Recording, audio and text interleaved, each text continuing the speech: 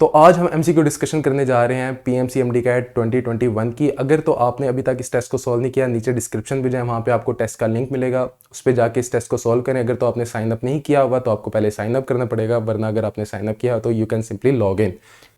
इस टेस्ट के बारे में एक डिस्क्लेमर दे दूं कि ये टेस्ट डायरेक्टली मैंने स्टूडेंट से कलेक्ट नहीं किया। This is the test that was circulating on the social media, I collected from there और मैं इसकी डिस्कशन कर रहा हूँ। तो ये टेस्ट 100% ऑथेंटिक नहीं है, ना ही मैं इसकी ऑथेंटिसिटी की कोई गारंटी देने की पोजीशन में हूँ। तो डिस्कशन का आगाज़ करते हैं हम। सेकंड लॉ ऑफ मोशन इस, तो वो हमसे पूछ रहा था कि सेकंड लॉ ऑफ मोशन क्या है। तो सेकंड लॉ ऑफ मोशन हमें क्या बताता है कि फोर्स डायरेक्टली प्रोपोर्शनल होती है एक्सलेरेशन के, और मैस एज अ कांस्टेंट इस इक्वेशन में काम आ रहा है। तो अगर हम बारी बारी ऑप्शंस को देखें तो इनमें से कौन सी ऑप्शन करेक्ट है? पहली ऑप्शन इनकरेक्ट है। क्यों? क्योंकि इस इक्वेशन को अगर हम सीधा करें तो ये बनता है F A is equals to M, जो कि गलत है। उसके बाद दूसरी ऑप्शन हमारे पास ठीक है, अगर हम इसको रीअरेंज करें तो ये हमारे पास क्या बनता है? M A is equals to F. और तीसरी ऑप्शन हमारे पास इनकरेक्ट है, और चौथी ऑप्शन भी इनकरेक्ट है, तो यहाँ पे बीटा इसका करेक्ट आंसर है।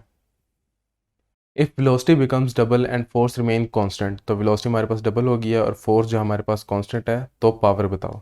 तो 2v हमारे पास वेलोसिटी है, फोर्स कांस्टेंट, और पावर हमने बतानी है। हमारे पास इन्फॉर्मेशन क्या है? वेलोसिटी और फोर्स उसने हमें दी हुई है और हमने पावर निकालनी है।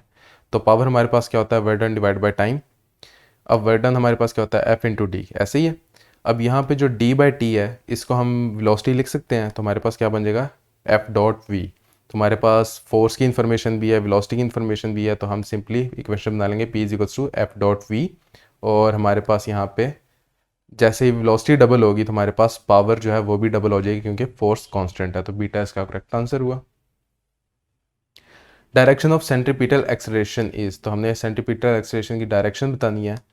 तो हमारे पास फॉर एग्जांपल ये एक सर्कुलर मोशन में एक बॉडी मूव कर रही है, ठीक है।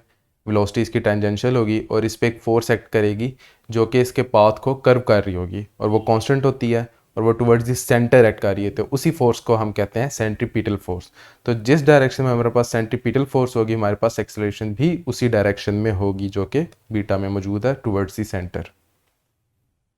रेडियन इज़ यूज फॉर, तो रेडियन बेसिकली हमारे पास एंगल को मेजर करने का एक यूनिट है, ठीक है।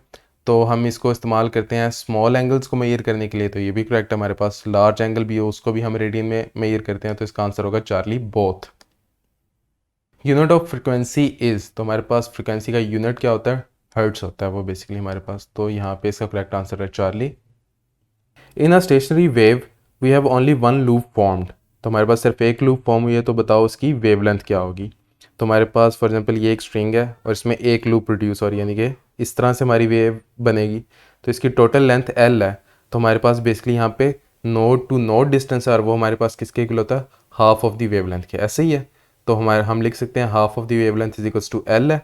तो हमने एल की फॉर्म में ही उसको वेवलेंथ भी बतानी है, तो 2 यहाँ पे डिवाइड हो रहा है, वहाँ जाके मल्टीप्लाई हो जाएगा, तो हमारे पास आ जाएगा wavelength is equals to 2l, जो कि हमारे पास अल्फा में मौजूद है। Two ends of a wave are plugged so that two troughs travel towards each other. Then at the point of their meetup at the center, तो वो हमारे पास क्या होगा? एम्पलीट्यूड इंक्रीज होगा, डिक्रीज होगा, एम्पलीट्यूड जीरो हो जाएगा। क्या सिनेरियो होगा? तो हम देख लेते हैं। हमारे पास फॉर एग्जांपल ये हमारे पास एक वेव स्ट्रिंग है, इसकी दोनों तरफ से हमने दो ट्रफ्स प्रोड्यूस किए, ठीक हो गया। अब ये ट्रफ एक दूसरे की तरफ ट्रैवल करेंगे और एट द सेंटर ये मीटअप होके कंस्ट्रक्टिव इंटरफेरेंस करेंगे, यानी कि इनका एम्पलीट्यूड इंक्रीज हो जाएगा, दोनों का एम्पलीट्यूड आपस में एड अप हो जाएगा। तो यहाँ पे हमारे पास इसका करेक्ट आंसर बनता है alpha amplitude increases. Force experience by a unit positive charge in electric field is called, तो हमारे पास फोर्स पर यूनिट चार्ज किसके इक्वल होती है? हमारे पास वो होती है हमारे पास इलेक्ट्रिक फील्ड के। अब यहाँ पे वो एक शैतानी खेलता है इन एमसीक्यूज के साथ कि वो इलेक्ट्रिक फील्ड को एक और टर्म के साथ भी रिप्रेजेंट करता है, जिसको हम कहते हैं इलेक्ट्रिक फ्लक्स डेंसिटी। और मैग्नेटिक फील्ड के साथ भी वो कुछ ऐसा ही करता है, वो मैग्नेटिक फील्ड को भी अक्सर मैग्नेटिक फ्लक्स डेंसिटी कहता है। अब वो हम देख लेते हैं वो क्यों ऐसा कहता है। हमारे पास फ्लक्स बेसिकली क्या होता है? E dot A is equals to electric flux. Magnetic flux भी ऐसे B dot A into B dot A हमारे पास मैग्नेटिक फ्लक्स होता है। अब यहाँ पे हमारे पास इलेक्ट्रिक फ्लक्स डेंसिटी क्या होगी? हम basically flux per unit area होता है, यानी कि ए के साथ फ्लक्स को डिवाइड कर देंगे तो हमारे पास इलेक्ट्रिक फ्लक्स डेंसिटी आ जाएगी, और ये ई के इक्वल ही होती है। तो हम ई को यानी कि इलेक्ट्रिक फील्ड को हम इलेक्ट्रिक फ्लक्स डेंसिटी भी कह सकते हैं। तो यहाँ पे बीटा में हमारे पास वो मौजूद है, यानी कि ये वो टाइप के एमसीक्यूज है जहाँ पे वो करेक्ट आंसर को आपसे छुपाता है। ये कुछ टेक्निक्स होती हैं एमसीक्यूज प्रोग्राम्स में जो कि एग्जामिनर आपके साथ खेलता है कि वो या तो आपको मल्टीपल करेक्ट आंसर दे सकता है, उनमें से आपने बेस्ट आंसर को चूज़ करना है, या फिर वो ठीक आंसर को छुपा देता है। तो इस केस में उसने ठीक आंसर को थोड़ा सा छुपाने की कोशिश की थी। अब positively charge particle moving in electric field then it will, तो एक पॉजिटिवली चार्ज पार्टिकल एक इलेक्ट्रिक फील्ड में मूव कर रहा है तो क्या होगा हमारे पास। तो फॉर एग्जांपल ये हमारे पास दो प्लेट्स हैं और इलेक्ट्रिक फील्ड जनरेट कर रही हैं जो कि पॉजिटिव टू नेगेटिव जाएंगी, और उसने हमें बताया नहीं कि पार्टिकल किस तरह से इलेक्ट्रिक फील्ड में मूव कर रहा है। तो वो जिस तरह से भी मूव करे, फॉर एग्जांपल अगर वो परपेंडिकुलरली आ रहा है तो वो towards the negative plate, positive charge है तो वो towards the negative plate attract होगा। ठीक हो गया, यानी कि वो अपने आप को इलेक्ट्रिक फील्ड लाइंस की डायरेक्शन में अलाइन कर लेगा, यानी कि एक और लफ्ज में हम कह सकते हैं parallel to the electric field जो कि हमारे पास अल्फा में मौजूद है। A charge particle enters perpendicular to a magnetic field then its path will be, तो हमें कह रहा है कि एक चार्ज पार्टिकल एक परपेंडिकुलरली एक मैग्नेटिक फील्ड में आ रहा है तो उसका पाथ कैसा होगा। तो फॉर एग्जांपल ये इनटू द पेज हमारे पास एक मैग्नेटिक फील्ड है और ये हमारे पास एक चार्ज पार्टिकल है जो कि पॉजिटिवली चार्ज पार्टिकल है, तो ये इस मैग्नेटिक फील्ड में परपेंडिकुलरली इंटर हो रहा है। अब जैसे ही ये इस मैग्नेटिक फील्ड में आएगा तो इस पर एक फोर्स लगेगी जो कि परपेंडिकुलर टू इट्स पाथ होगी हमेशा। ठीक है, अगर आप राइट हैंड रूल लगाओ और ये पॉजिटिव पार्टिकल हम इसको लें तो वो टुवर्ड अपवर्ड जाएगी हमारे पास, जिसको हम मैग्नेटिक फोर्स कहते हैं ना, मूविंग चार्ज। अब ये क्या करेगी, ये इसके पाथ को बेंड करेगी, तो हमारे पास नेक्स्ट जो उसका पाथ होगा वो थोड़ा सा टिल्टेड होगा, अगेन इस पर परपेंडिकुलर फोर्स ही लगेगी तो वो इस तरह से होगी, तो ये इसके पाथ को मज़ीद बेंड करेगी और दोबारा इस पर इसी तरह परपेंडिकुलर फोर्स लगती जाएगी और थ्रू आउट इट्स मोशन इस पर ये परपेंडिकुलर फोर्स लगती जाएगी, तो ये इसको एक सर्कुलर पाथ में बेंड करती जाएगी अगर तो परपेंडिकुलर इंटर हो रहा है। तो यहाँ पे हमारे पास इसका ऑप्शन बनता है चार्ली। अब इसके एक और एनालॉजी के सर्कुलर मोशन में क्यों आता है, फॉर एग्जाम्पल सर्कुलर मोशन भी हमारे पास होता है कि एक पार्टिकल टेंजेंशियल मूव कर रहा है टू द पाथ और उस पर एक कांस्टेंट फोर्स एक्ट कर रही है, तो इस केस में जो मैग्नेटिक फोर्स भी होगी वो भी कांस्टेंट ही होगी। ठीक है, जो कि as a centripetal force act कर रही होगी इस पार्टिकल पे। The unit of Wien constant is, तो वेन्स कांस्टेंट के यूनिट हमारे पास क्या होते हैं। अब ये क्वेश्चन आया कहाँ से है, ये बेसिकली आपके पास जो ब्लैक बॉडी रेडिएशंस वाला टॉपिक है आपके पास वहाँ से टॉपिक आया। यहाँ पे जो maximum wavelength multiply by time होता है वो कांस्टेंट होता है और उसकी वैल्यू 2.9 मल्टीप्लाई बाय 10⁻³ होती है, इसी को हम मेन्स कांस्टेंट कहते हैं। इसकी यूनिट क्या है, मीटर केल्विन। तो यहाँ पे हमारे पास इसका यूनिट क्या बनता है, डेल्टा में metre kelvin. The unit of E in equation E is equals to sigma multiplied by T raised to power +4 होना चाहिए था, यहाँ पे -4 लिखा है तो खैर हम +4 ही लेंगे। तो इक्वेशन हमारे पास कहाँ से, ये भी हमारे पास ब्लैक बॉडी रेडिएशन के टॉपिक में से ही ये इक्वेशन आती है और वो हमारे पास इक्वेशन होती है, इस इक्वेशन को हम कहते हैं स्टीफन बोल्ट्जमैन्स लॉ। और यहाँ पे सिग्मा के यूनिट्स हमें पता होने चाहिए, सिग्मा की यूनिट्स वैल्यू भी पता होनी चाहिए, वैल्यू भी वो आपसे पूछ सकता है रट्टा बेस्ड क्वेश्चंस में। तो खैर यूनिट इसका होता है वोल्ट मीटर -2 और केल्विन -4। तो सिंपली हम उसकी वैल्यूज़ यहाँ पे प्लग इन करेंगे तो हमारे पास सिनेरियो क्या बनेगा, ई वॉट मीटर -2 और केल्विन -4 और यहाँ पे टी के यूनिट्स हम डालेंगे वो केल्विन 4 होंगे, ये दोनों आपस में एक दूसरे के साथ कैंसिल आउट हो जाएंगे, तो ई के यूनिट्स हमारे पास क्या आ जाएंगे, वॉट मीटर -2, तो वो हमारे पास डेल्टा में मौजूद है। Minimum energy required for pair production is, तो ये हमारे पास एमसीक्यू कहाँ से आया, ये हमारे पास basically 19th chapter of PTB से आया है। ठीक है, जहाँ पे वो पेयर प्रोडक्शन की बात करता है। तो यहाँ पे ये भी एक रटा बेस्ड क्वेश्चन था, तो वो सिंपली आपको वैल्यू दे देता है कि पेयर प्रोडक्शन के लिए मिनिमम जो एनर्जी रिक्वायर्ड है वो 1.02 मेगा इलेक्ट्रॉन वोल्ट है। ठीक है, तो यहाँ पे हमारे पास इसका आंसर बनता है alpha.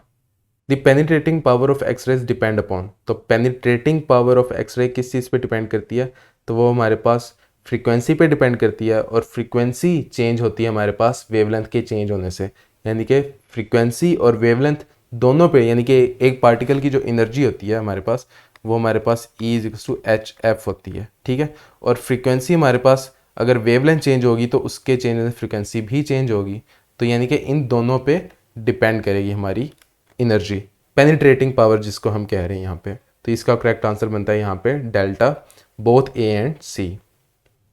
X-rays can be use to study, तो एक्सरेज को हम क्या स्टडी करने के लिए यूज़ करते हैं? बेसिकली हम उनको जो क्रिस्टल लेटेस्ट होते हैं हमारे पास उनको स्टडी करने के लिए, उनके स्ट्रक्चर्स को स्टडी करने के लिए इस्तेमाल करते हैं। एटम्स और मॉलिक्यूल्स या आयंस को इसलिए नहीं कर सकते क्योंकि इनकी वेवलेंथ इतनी ज़्यादा कम नहीं है कि हम एटम्स या आयंस को स्टडी कर पाएँ। अलबत्ता हम जो उनका क्रिस्टल स्ट्रक्चर है उसको स्टडी कर सकते हैं कि उनके दरमियान गैप इतना होता है कि एक्सरेज वहाँ से गुजर के हमें उनकी इंफॉर्मेशन दे सकती हैं। Photon is made up of how many quarks, तो फोटोन बेसिकली दो पार्टिकल से मिलकर बना होता है, एक होता है क्वार्क और एक होता है एंटी क्वार्क। यहाँ पे इसने क्वार्क पूछा है, तो क्वार्क उसमें होता है चार्म और जो एंटी क्वार्क होता है वो उसमें होता है एंटी चार्म। ठीक हो गया, तो यहाँ पे इसका करेक्ट आंसर बनता था beta. Particles which are lighter than proton are called, तो ये अनदर एक रट्टा बेस्ड क्वेश्चन था जो कि आपके पास बिल्डिंग ब्लॉक्स ऑफ न्यूक्लियस से आया है। ठीक है, न्यूक्लियर फिजिक्स के चैप्टर में, तो वहाँ पे वो आपको हाइड्रॉन के पैराग्राफ में इंफॉर्मेशन देता है कि वो पार्टिकल जिनका मैस इक्वल या ग्रेटर देन प्रोटोन हो उनको हम बैरॉन्स कहते हैं, और जो पार्टिकल्स लाइटर देन प्रोटोन होते हैं उनको हम मीजॉन्स कहते हैं। तो यहाँ पे हमारे पास लाइटर देन प्रोटोन की बात कर रहा है, तो इसका करेक्ट आंसर बनता है beta. If the length of a wire is doubled by keeping the area of the wire constant, then the resistance will become। अब यहाँ पे वो हमें कह रहा है कि जो उसकी लेंथ है उसको डबल कर दिया गया और एरिया को हमने कांस्टेंट रखा। हमारे पास रेजिस्टेंस की इक्वेशन क्या होती है? वो इक्वल होता है हमारे पास resistivity multiply by L over area. अब यहाँ पे हमारे पास जो न्यू रेजिस्टेंस होगी वो क्या होगी? लेंथ डबल होगी है, एरिया हमारे पास कांस्टेंट रहे, तो हमारे पास ये फॉर्म बन जाएगी। अब यहाँ पे हम 2 को बाहर ले आएंगे, थोड़ा कॉमन कर लेंगे, तो हमारे पास इस इक्वेशन को इस फॉर्म में लिख सकते हैं। अब यहाँ पे जो हमारे पास ये वाला फैक्टर है, अब इस फैक्टर को हम लिख सकते हैं रेजिस्टेंस के इक्वल, तो हमारे पास क्या बन जाएगी? 2r, यानी कि रेजिस्टेंस हमारे पास डबल हो जाएगी, तो बीटा इसका करेक्ट आंसर हुआ। When a coil is rotated in a magnetic field the current will, तो जब एक कॉइल को एक मैग्नेटिक फील्ड में रोटेट किया जाता है तो हमारे पास क्या होता है? बेसिकली जनरेटर्स, हमने 2 टॉपिक्स पढ़े थे जो कि अगेन पीएमसी की सिलेबस में नहीं थे लेकिन एफएससी की सिलेबस में मौजूद हैं। तो हमारे पास 2 तरह के करंट प्रोड्यूस होते हैं, एक होता है एसी करंट और एक होता है हमारे पास डीसी करंट। तो एसी करंट हमारे पास इस तरह से प्रोड्यूस होता है, ठीक है, और डीसी करंट हमारे पास इस तरह से प्रोड्यूस होता है। तो खैर दोनों के केसेस में हमारे पास करंट प्रोड्यूस होता है लेकिन वो कॉन्टीन्यूसली ना तो इंक्रीज करता है ना तो डिक्रीज करता है, बल्कि फ्लक्चुएट कर रहा होता है या पल्सेट कर रहा होता है। तो इसका करेक्ट आंसर यहाँ पे बनता था delta continuously changes. Turn ratio if I S over I P is equals to 2, तो उसने I S over I P की रेशो हमें दी हुई है और हमसे टर्न रेशो मांग रहा है। अब ये बेसिकली एमसीक्यू है आपके पास ट्रांसफार्मर के टॉपिक में से। अब ट्रांसफार्मर के केस में एक चीज़ याद रखना, टर्न रेशो की अगर वो बात कर रहा है तो वो आपके पास N S over N P होगी। बहुत से लोग इसको N P over N S लेके गलती कर बैठते हैं, तो इस चीज़ का ध्यान रखना आपने खास कि secondary turns over primary turns हैं। तो खैर ये हमारे पास किस चीज़ के इक्वल होती हैं? ये हमारे पास इक्वल होती हैं we S over V P के, यानी कि एन एस की सीध में ही वी एस आएगा और एन पी की सीध में ही वी पी आएगा। अब लेकिन उसने हमें I S over I P दिया हुआ है, तो अब हम क्या करेंगे?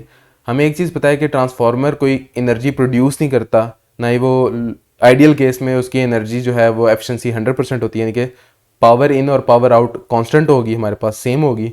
तो पावर इन हमारे पास क्या होगी? I S V S is equals to I P V P. ठीक हो गया। अब यहाँ पे हम इक्वेशन को रीअरेंज करके we S over V P की फॉर्म बनाने की कोशिश करेंगे। तो हम वी पी को यहाँ पे डिवाइड कर देंगे और आई एस को यहाँ पे लेंगे, तो हमारे पास क्या बनेगा? V S over V P is equals to I P over I S. अब सिंपली हम इस फैक्टर को यहाँ पे प्लग इन कर देंगे, तो हमारे पास क्या फॉर्म बन जाएगी? N S over N P equals to I P over I S. तो सिंपली हम I P over I S की वैल्यू प्लग इन कर देंगे। अब उसने हमें I S over I P दिया था और यहाँ पे उसका उल्टा है, यानी कि 1 डिवाइड बाई 2 हो जाएगा, तो वो हमारे पास 1/2 जो कि हमारे पास 0.5 के इक्वल आ जाएगा, जो कि बीटा में मौजूद है। इसी के साथ मुझे दीजिए इजाज़त, इंशाल्लाह मिलते हैं नेक्स्ट डिस्कशन में। खुदा हाफिज़।